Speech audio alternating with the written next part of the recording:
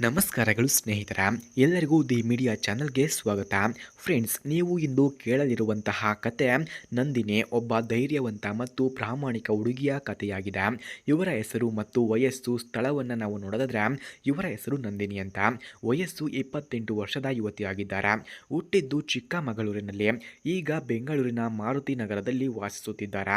ಇವರ ವೈಯಕ್ತಿಕ ಗುಣಗಳನ್ನು ನಾವು ನೋಡೋದಾದ್ರೆ ಪ್ರಾಮಾಣಿಕ ಮತ್ತು ಜವಾಬ್ದಾರಿಯುತ ಮಹಿಳೆ, ಕುಟುಂಬದ ಮೌಲ್ಯಗಳನ್ನು ಗೌರವಿಸುವವರು, ಹಾಸ್ಯ ಪ್ರಿಯ ಮತ್ತು ಸಹಾನುಭೂತಿಪರ ವ್ಯಕ್ತಿತ್ವವನ್ನು ಹೊಂದಿದ್ದಾರೆ. ಓದು, ಸಂಗೀತ ಮತ್ತು ಯೋಗ ಪ್ರಿಯತೆ ಎಂದು ಕೂಡ ತಿಳಿಸಿಕೊಟ್ಟಿದ್ದಾರೆ.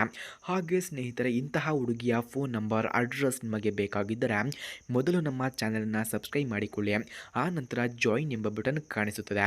ಜಾಯಿನ್ ಬಟನ್ ಮೇಲೆ ಕ್ಲಿಕ್ ಮಾಡಿ ನಮ್ಮ ಮೆಂಬರ್ಶಿಪ್ಗೆ ಜಾಯಿನ್ ಆದವರಿಗೆ ಮಾತ್ರ ಇವರ ಫೋನ್ ನಂಬರ್ ಹಾಗೂ ಅಡ್ರೆಸ್ಸನ್ನು 100ಗೆ 200% ಸೆಂಡ್ ಮಾಡುತ್ತೇವೆ.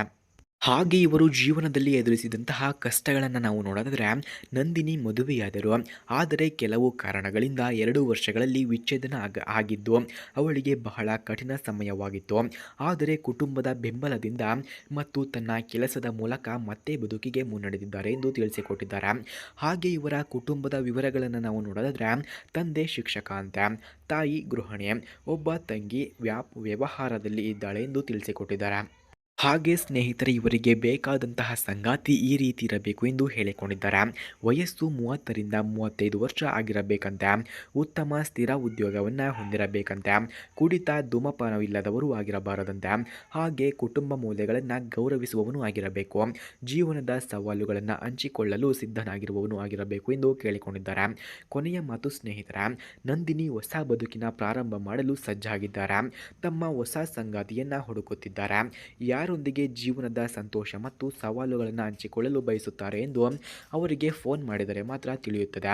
ಹಾಗೆ ಇವರ ಫೋನ್ ನಂಬರ್, ಅಡ್ರೆಸ್ ನಿಮಗೆ ಬೇಕಾಗಿದ್ದರೆ ಮೊದಲು ನಮ್ಮ ಚಾನಲನ್ನು ಸಬ್ಸ್ಕ್ರೈಬ್ ಮಾಡಿಕೊಳ್ಳಿ.